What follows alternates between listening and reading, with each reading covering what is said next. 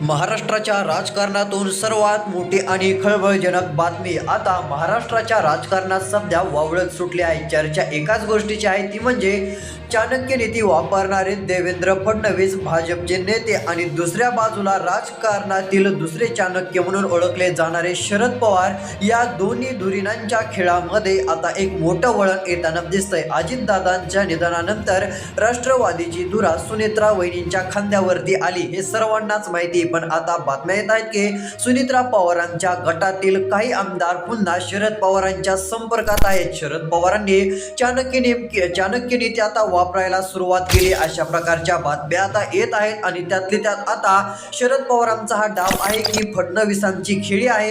चला आता सर्व काय आपण जाणून घेणार आहोत. शरद पवारांकडे जे आमदार जाण्याची शक्यता ज्या बातम्या येत आहेत त्या मागचे सूत्रधार आता त्यांच्यासोबत देवेंद्र फडणवीस तर नाहीत ना, अशा चर्चा पण होऊ लागलेल्या आहेत. सर्व काय अपडेट बघायला मिळेल त्यासाठी फक्त आता शेवटपर्यंत व्हिडिओ बघा. चॅनलवरती नवीन असाल तर आत्ताच आपलं चॅनल सबस्क्राईब करून नोटिफिकेशन बेलला ऑल वरती टाका. तर चला पाहूयात.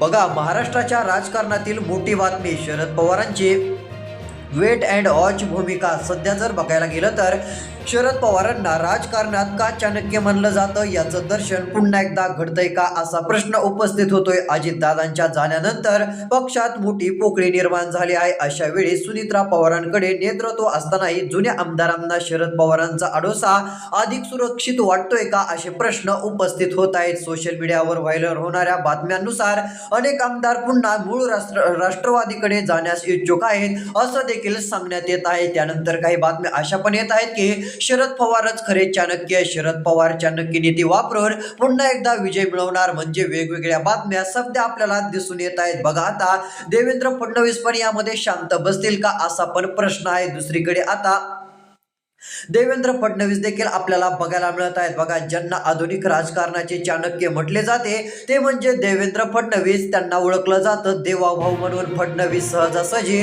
आपली साथ सोडून कोणालाही जाऊ देत नाही. जर सुनेत्रा पवारांच्या गटातून आमदार फुटत असतील तर फडणवीस नक्कीच काहीतरी मोठी खेळी खेळणार यात पण शंका नाही. महायुती टिकवून ठेवण्यासाठी आणि सुनेत्रा पवारांचे नेतृत्व मजबूत करण्यासाठी फडणवीस कोणती ढाल पुढे करतात याकडे सर्वांचं लक्ष लागलेलं आहे. पण बघा, आता चाणक्य नीतीमध्ये फक्त फडणवीसच नाही तर हे आता शरद पवार देखील आहेत हे तर सर्वांना माहिती आहे. पण बघा, शरद पवार आता नेमकं काय डोकं लावत आहेत. आपला विजय शरद पवार आता खेचून आणतायत का? विजयाकडे मोठी वाटचाल आता शरद पवारांची होते का? जर होत असेल तर त्याचं नेमकं कारण काय आहे?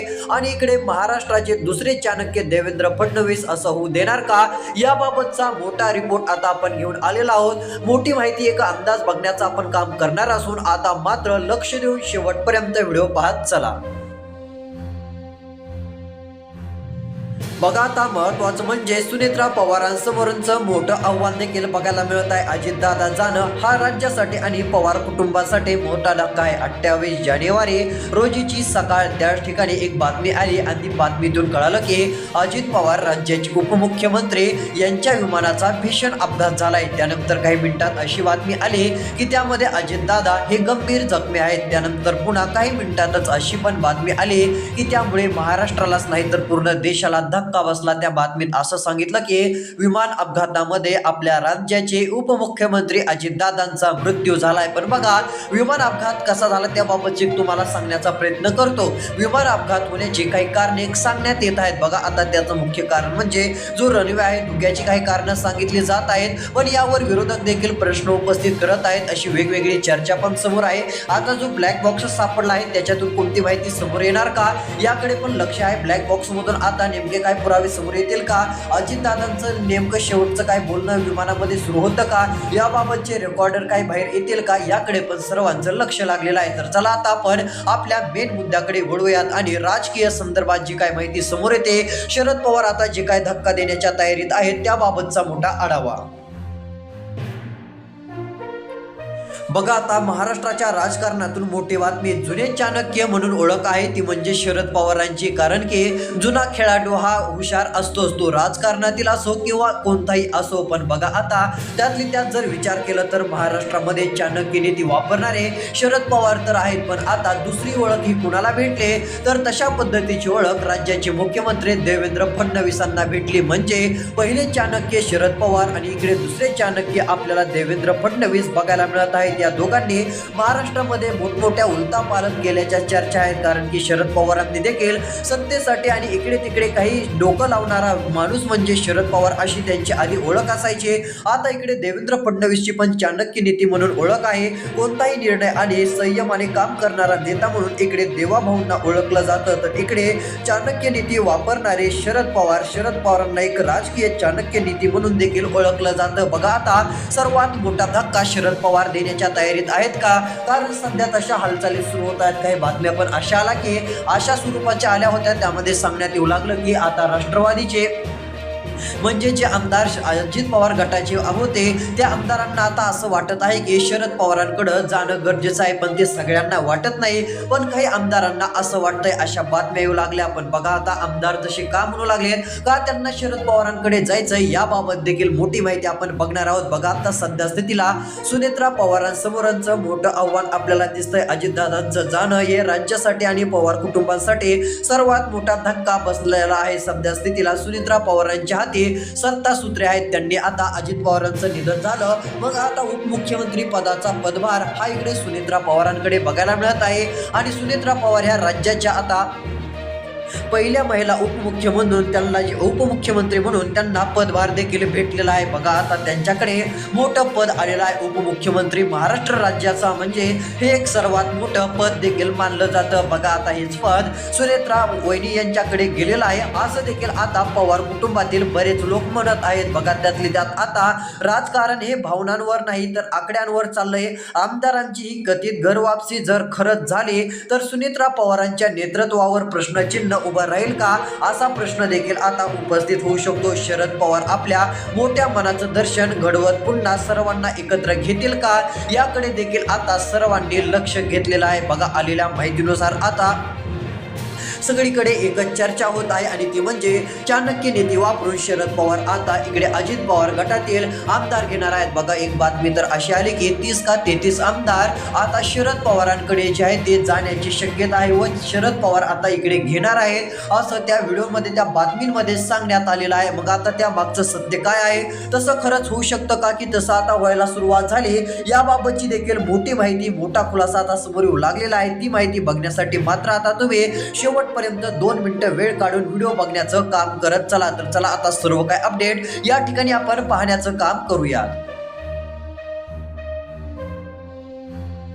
बघा आता मोठी माहिती समोर आलेली आहे. राजकारणात कोणीच कोणाचा कायमचा शत्रू नसतो आणि मित्रही नसतो. एका बाजूला शरद पवारांचा अनुभव आणि दुसरीकडे देवेंद्र फडणवीसांची रणनीती. या दोन्ही चाणक्यांच्या लढाईत नेमकं कोणाचं पारड जड ठरणार? आमदार खरंच शरद पवारांकडे जाणार की फडणवीस पुन्हा एक जादूची काठी फिरवणार, म्हणजेच की हे सर्व काही व्यवस्थित ठेवणार, याकडे सर्वांचं लक्ष लागलंय. आणि हे पाहणं खूपच रंजक ठरेल आणि खूपच महत्त्वाचं ठरेल. तुम्हाला काय वाटतंय ते देखील तुम्ही सांगू शकता आणि महाराष्ट्राचा खरा चाणक्य कोण तुम्हाला वाटतंय ते देखील कमेंटमध्ये नक्की सांगा. बघा आता अजित पवार गटाचे 30 किंवा 33 आमदार शरद पवारांकडे जाण्याची शक्यता, अशा प्रकारच्या ज्या बातम्या येत आहेत यामागचं सत्य काय आहे ते पण बघूयात. बघा काल किंवा परवा एक बातमी आली आणि त्यामध्ये डायरेक्ट असं लिहिलेलं होतं की शरद पवार चाणक्य, शरद पवारांकडे आता डायरेक्ट आमदार जाणार, शरद पवारांचा विजय होणार, अशा मोठ्या प्रकारच्या बातम्या व्हायरल होऊ लागल्या आणि सगळ्यांना वाटलं की खरंच आता आमदार गेले की काय. पण बघा गेले नाहीत, पण आता ते जाण्याच्या तयारीत आहेत का, यामागची मोठी अपडेट आता समोर आलेली असून ती जर माहिती तुम्ही बघितली तर तुम्हाला देखील मोठा आश्चर्याचा धक्काच बसेल. मात्र ती माहिती पाहण्यासाठी तुम्ही आता शेवटपर्यंत व्हिडिओ पाहत चला. एकंदरीत जर विचार केला तर शरद पवार हे आता राजकारणातील जुने खेळाडू असल्याचं देखील सर्वजण म्हणतातच आणि ते तसे आहेत. पण बघा आता जुना खेळाडू हा कधी बी खेळामध्ये हुशार असतो आणि त्या खेळामध्ये तो माहीर असतो. जसं की आता राजकारणामध्ये सर्वात जुनं व्यक्तिमत्व म्हणजे शरद पवारांना देखील मानलं जातं. शरद पवार यांनी देशाच्या राजकारणामध्ये जे आहे ते काम केलेलं आहे. त्यामुळे शरद पवार चाणक्य नीती वापरून हे आमदार वगैरे यांना सगळे जे आहे ते आपल्याकडे घेण्यासाठी त्यांना वेळ पण लागणार नाही अशा देखील चर्चा रंगू लागलेल्या आहेत. पण बघा आता शरद पवारांनी खरंच रणनीती आखली का? शरद पवार नेमका कोणता असा डाव टाकतायत की ते कोणाला कळत नाहीत? शरद पवार शांत बसून दुसरंच काम करतायत का? काही तर बातम्या आणि काही जण असे म्हणू लागलेले आहेत की शरद पवार जे बोलतात त्याच्या वेगळंच होतं. म्हणजे शरद पवारांनी जे काय सांगितलेलं असतं राजकारणाबाबत त्याच्या उलट शरद पवार करतात असं बऱ्याच जणांचं म्हणणं येऊ लागलेलं आहे. मग आता तर शरद पवारांनी असं काहीच सांगितलेलं नाही की इकडे आमच्याकडे आमदार आम्ही घेणार आहोत, असं करणार आहोत. पण शरद पवार शांतीमधून सध्या कोणता कार्यक्रम तर करत नाहीत ना. शरद पवारांनी रणनीती आखून आमदार आपल्याकडे घेण्याची रणनीती एका रात्रीमध्ये बैठकीमध्ये तर ठरवली नाही ना. याकडे सर्वांचं लक्ष लागलंय कारण शरद पवार राजकारणातील माहीर आणि एक चतुर व्यक्तिमत्व आहे. त्यामुळे ते कोणतीही बैठक घेऊन कोणताही निर्णय घेऊन अचानक जे आहे ते काही करू शकतात असं प्रत्येकाला वाटतं. पण बघा आता आमदारांना इकडे खरंच यायचं आहे का? खरंच 30 ते 33 आमदार आता डायरेक्ट शरद पवारांकडे येऊन पूर्ण पाठिंबा देणार आहेत का? या मागची देखील आता मोठी अपडेट समोर आलेली आहे. बघा धक्कादायक माहिती पण आता समोर येत असून राज्यात आता मोठा भूकंप होण्याची देखील शक्यता आहे का? याकडे सर्वांचं लक्ष लागलेलं आहे. तर चला आता शरद पवारांनी कोणता डाव टाकून विजय मिळवण्याची तयारी केलेली आहे. विजयाकडे वाटचाल शरद पवार नेमकी कशी करत आहेत? पण इकडे देवेंद्र फडणवीस आता या सर्व गोष्टी होऊ देणार का? कारण देवेंद्र फडणवीस पण हे राजकारणातील आता चाणक्यच आहेत. कारण की त्यांनी चाणक्य नीती वापरून पुन्हा एकदा ती सत्तेत बसलेले आहेतच. मागच्या वेळेस त्यांची सत्ता नव्हती त्यावेळेस त्यांना विरोधकांकडून देखील डिवचण्यात यायचं की मी पुन्हा येईन म्हणणारे सध्या सत्तेत नाहीत अशा प्रकारचे देखील वक्तव्य असायचे. पण त्याच देवेंद्र फडणवीसांनी शांत राहून पुन्हा एकदा सत्ता मिळवली. सत्तेमध्ये आता ते खूप दिवसांपासून आता खूप वर्षापासून सध्या आपल्याला दिसत आहेत. मग तसं तर शरद पवार करत नाहीत ना. शांत बसून आता शरद पवारांनी नेमका कोणता दुसरा डाव तर टाकला नाही ना की सर्व आमदार शरद पवारांकडे जातील. सर्व गेले नाही तरी 30 ते 33 जातील असं देखील आता लोकांना वाटू लागलंय. पण बघा शरद पवार नेमकं काय करत आहेत? विजयाकडे शरद पवारांची नेमकी वाटचाल कशी होत आहे हे देखील आता आपण थोडक्यात जाणून घेणार आहोत. आता मात्र राहिलेले थोडीशी अपडेट तुम्ही शेवटपर्यंत बघण्याचं काम करत चला. बघा आता सर्वात मोठी आणि धक्कादायक माहिती पण समोर येऊ लागलेली आहे. बघा आता तुम्हाला हे तर माहिती आहे अजित पवार यांचा 28 जानेवारी 2026 सकाळी विमानामध्ये भीषण अपघात झाला. विमानातील हा अपघात एवढा भयानक होता की सर्व विमान पडल्यानंतर एवढा भीषण स्फोट झाला की त्याच्या उंच आपल्याला स्फोट जे आहे ते 200 ते 250 फुटापर्यंत त्याच्या ज्वाला गेल्याचं दिसून आलं. हा भयानक स्फोट होता हे तर आता सर्वांना माहिती आहे. बघा वेगवेगळी माहिती पण आता समोर येऊ लागली आहे. पण एकंदरीत जर बघायला गेलं तर सध्या शरद पवारांची वेट अँड वॉच भूमिका आता काम करायला सुरुवात झाली का? शरद पवार नेमका आता काय करत आहेत? शरद पवारांनी एका रात्रीमध्ये नेमका डाव बदललाय का? नेमकं शरद पवारांनी आता गणित कोणतं आखलंय की सगळ्यांचं लक्ष शरद पवारांकडे लागलेलं आहे. आता गल्लीपर्यंत ते दिल्लीपर्यंत एकच चर्चा आहे शरद पवार नेमके काय करत आहेत. म्हणजेच की गल्लीपासून ते दिल्लीपर्यंत शरद पवारांचं राजकारण हे सगळ्यांना माहिती आहे. महाराष्ट्रातच नव्हे तर देशभरात राजकारण केलेला नेता हा शरद पवार म्हणून देखील ओळखलं जातं. पण बघा आता शरद पवार नेमकं काय करत आहेत की त्यामुळे आता राष्ट्रवादीला जे अजितदादांची राष्ट्रवादी आहे त्याला धक्का बसू शकतो. बघा आता काही बातम्या येत होत्या त्यानुसार सांगण्यात येत होतं की जे अजितदादाच्या राष्ट्रवादीच्या गटातील आमदार आहेत त्यातील काही आमदारांचं म्हणणं येत आहे की शरद पवारांकडे गेलेलं बरं राहील. कारण की शरद पवार हे राष्ट्रवादीचे आता जे आहे ते एक महत्त्वाचे नेते म्हणून त्यांची ओळख आहे आणि त्यांच्यासोबत राहिल्यावर पुढे चालून आपल्याला सत्तेत राहता येईल असं देखील काही आमदारांना वाटू लागलेलं आहे. मग आता खरंच त्यामुळे 30 ते 33 आमदार शरद पवारांकडे जाणार का याची बातम्या व्हायरल होत आहेत. यामागचं सत्य काय आहे हे देखील आता तुम्हाला सांगण्याचं काम करणार असून आता फक्त शेवटपर्यंत तुम्ही माहिती बघत चला. तर चला सर्व अपडेट पाहूयात. बघा आता अशा बातम्या येत आहेत, त्यामध्ये काही जण म्हणत आहेत शरद पवार जे बोलतात ते करत नाहीत तर दुसरंच काहीतरी हळूद करतात आणि शरद पवार चाणक्य आहेत आणि ते कधी काय करतील, कोणता डाव टाकतील सांगता येत नाही. शरद पवार एका डावामध्ये अजित पवार गटातील बरेच आमदार घेतील, अशा एक नाही तर वेगवेगळ्या शेकडो बातम्या सध्या व्हायरल होत आहेत. इकडे तिकडे बातमीला अशी चर्चा सध्या पाहायला मिळत आहे. पण बघा आता जी काही बातम्या येत आहेत की 33 आमदार फुटणार किंवा 30 आमदार शरद पवारांकडे जाणार. पण बघा आता सध्या स्थितीला असं तरी काही नाहीये, सगळेच आमदार जातील म्हणून असं नाहीये.